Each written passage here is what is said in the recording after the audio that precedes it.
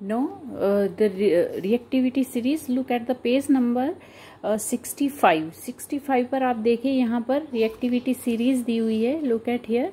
और ये अगर आप ऊपर से नीचे की तरफ चलते हो तो डिक्रीजिंग ऑर्डर में, रिएक्टिविटी डिक्रीजिंग ऑर्डर में दी हुई है, यानी पोटेशियम की जो रिएक्टिविटी है वो ज़्यादा होगी किससे, सोडियम की कैल्शियम से, कैल्शियम की ज़्यादा होगी मैग्नीशियम से। इस तरह से अगर हम नीचे को चलते हैं तो ये डिक्रीजिंग ऑर्डर में है, अगर हम ऊपर को चलते हैं तो ये इंक्रीजिंग ऑर्डर में है।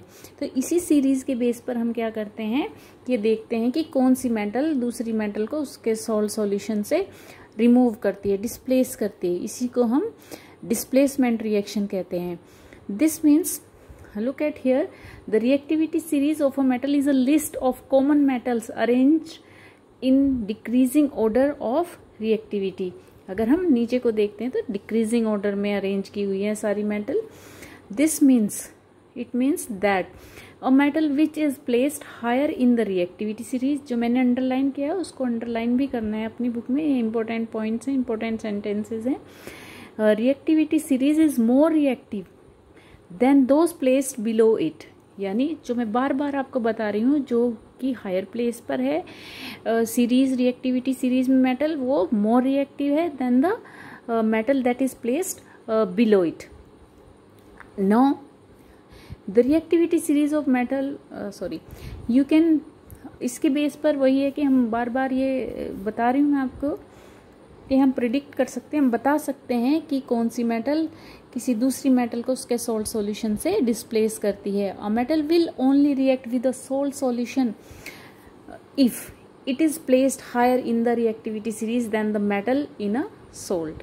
फिर वही बात, वही बार बार रिपीट हुई है आपके इस पैराग्राफ में कि तब ही मेटल रिमूव कर सकती है किसी दूसरी मेटल को उसके सॉल्ट सॉल्यूशन से, जबकि वो मेटल जो रिएक्ट कर रही है वो रिएक्टिविटी सीरीज में हायर प्लेस पर हो। अगर वो लोअर प्लेस पर होगी तो वहाँ पे कोई रिएक्शन नहीं होगी।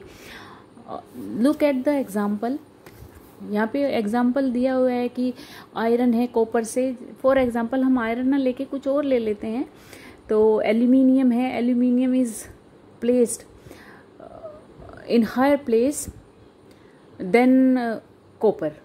तो एल्यूमिनियम क्या करेगा, कॉपर को उसके सॉल्ट सॉल्यूशन से रिमूव, डिस्प्लेस कर सकता है, लेकिन कॉपर एल्यूमिनियम को नहीं कर सकता, क्योंकि कॉपर क्या है, इसके लोअर प्लेस पर है। इसी तरह यहाँ पर एग्जाम्पल दिए हैं, silver does not react with zinc sulphate, why, look at the, जब भी आप ये रिएक्शन करोगे तभी भी आप रिएक्टिविटी सीरीज एग्जाम में हो या साइड में अपना बना के रख लीजिए रिएक्टिविटी सीरीज, ताकि आपको आप बहुत इजीली उसको कर ले, रिएक्शन को एकदम शो कर लोगे, नहीं तो आप ढूंढते रहोगे कि उल्टी सीधी रिएक्शन आप कर पाओगे। तो अगर आपको रिएक्टिविटी सीरीज बिल्कुल लर्न है तो बेटर तरीका यही होता है कि उसको साइड में किसी रफ पेज पर बना लें, ताकि आप टाइम आने पर जब या ज़रूरत पड़ने पर उसको फटाफट कर लें, रिएक्शन को शो। क्यों नहीं करता है, बिल्कुल वेरी सिंपल, क्योंकि एजी क्या है, सिल्वर जिंक से नीचे है रिएक्टिविटी सीरीज में। जिंक कौन से प्लेस पर है, 1 2 3 4 5 6 पर, और एजी तो लास्ट, थर्ड लास्ट पर है। तो डिक्रीजिंग ऑर्डर में अगर हम बात करते हैं तो एजी जो है, जो सिल्वर है, वो जिंक सल्फेट से जिंक को रिमूव नहीं कर सकता, तो यहाँ पे कोई रिएक्शन नहीं होगी। इसी तरह और एग्जांपल दी है, zinc react with copper sulphate to form zinc sulphate and copper. यहाँ पे दूसरे में क्या दिया हुआ है कि जिंक ने क्या किया, कॉपर सल्फेट सॉल्यूशन से रिएक्शन की और कॉपर सल्फेट सॉल्यूशन को से कॉपर को रिमूव कर दिया, और जो सल्फेट था उसको, जो SO4 था उसके साथ मिलके अपना सॉल्यूशन, अपना सॉल्ट बना लेता है, जिंक सल्फेट। तो इस तरह ये क्या करता है, ये प्रॉपर डिस्प्लेसमेंट रिएक्शन है कि जब एक मेटल ने दूसरी मेटल को उसके ही सॉल्ट सॉल्यूशन से डिस्प्लेस कर दिया। फॉर एग्जाम्पल, अनदर एग्जाम्पल की सिल्वर जो है वो CuSO4 से भी नहीं कर पाएगा। क्यों? क्योंकि फिर वही है कि कॉपर जो है वो is on the higher place in the reactivity series than Ag. From the above reaction, we can include that the order of reactivity of zinc, copper and silver is Zn, greater than Cu greater than Ag, Ag means silver. तो इस तरह से अगर कोई भी higher place पर हो तो वो दूसरी मेटल को उसके सोल्ट सॉल्यूशन से रिमूव कर सकता है, अगर लोअर प्लेस पर है तो वो नहीं कर पाएगा। तो सबसे पहले यू मस्ट लर्न, ये आपकी टिप्स पर होना चाहिए, you must learn that series. Next page पर आइए, ये यहाँ पे एक एक्टिविटी भी दी हुई है, to prove that iron is more reactive than copper. तो वही है कि इसमें इसको एक बार आप रीड कर लेना अच्छे से, आयरन फिलिंग्स वगैरह के साथ है, आपको घर में नहीं हो पाएगा, अगर हम लैब में होते तो ये हो सकता था। नो लेट्स रिमेंबर में most non metals react with oxygen to form oxides, metallic oxide या non metallic? Of course non metallic oxide ही बनाएगी। अगर नॉन मेटल है तो नॉन मेटेलिक ऑक्साइड है, अगर मेटल है तो मेटेलिक ऑक्साइड बनाएगी। तो it is correct answer non metallic.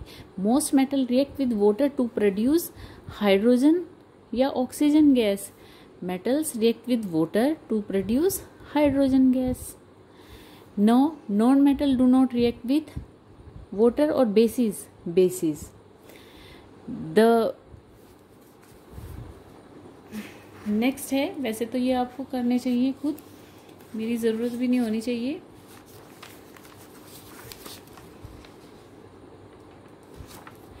Sorry, यहाँ पे है नंबर 3 में non metals do not react with water, basis के साथ करते हैं, लेकिन वो वही है कि हायर क्लासेस में बताते हैं।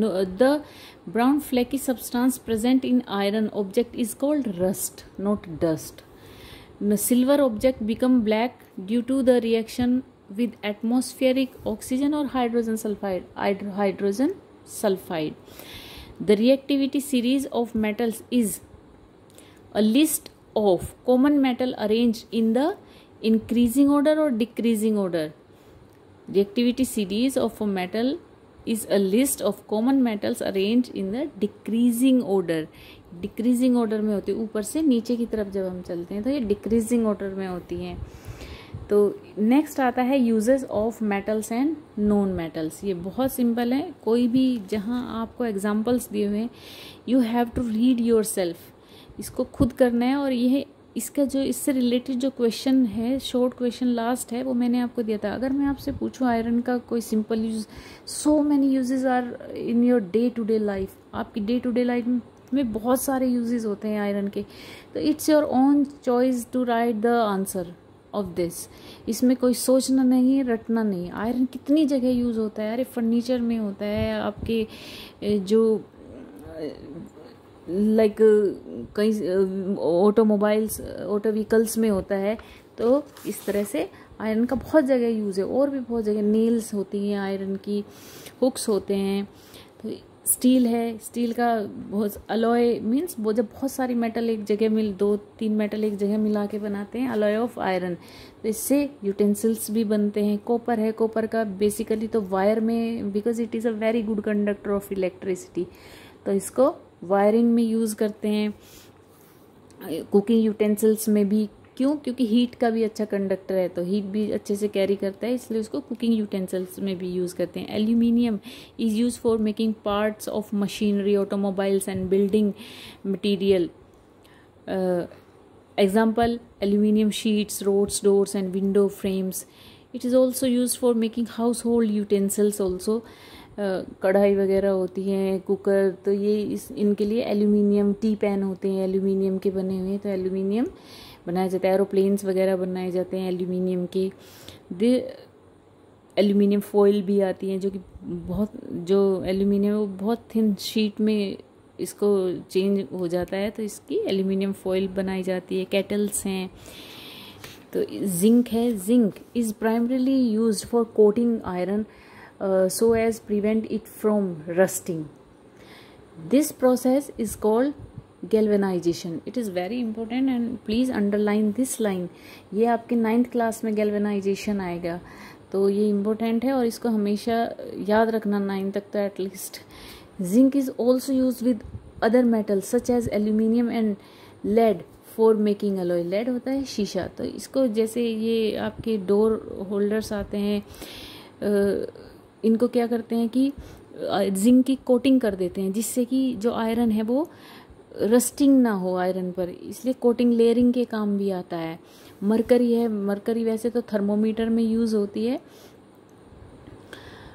It is may also be use as amalgams, alloy of mercury, mercury के साथ कोई और मेटल, उनको अलॉय कहते हैं जब एक, दो या दो से ज़्यादा मेटल्स मिलाई जाती हैं। No, gold, silver, platinum jewellery के काम आता है बेसिकली, या कोई ऑर्नामेंट्स, डेकोरेटिव ऑर्नामेंट्स होते हैं उनके काम आता है। अब आता है non metals, uses of non metals, ये हम कल करते हैं। वैसे तो यूजेस हैं, सिंपल है, कुछ ऐसा नहीं है, तो आप इसको खुद भी रीड कर सकते हो, और इसको एक बार फिर से रीड करना, अगर कोई प्रॉब्लम हो तो then you can ask me, और अच्छे से इसको स्टडी करना। Read, you must read the chapter. आपकी इन छुट्टियों में कम से कम रीडिंग हैबिट डेवलप होनी चाहिए। Thank you so much.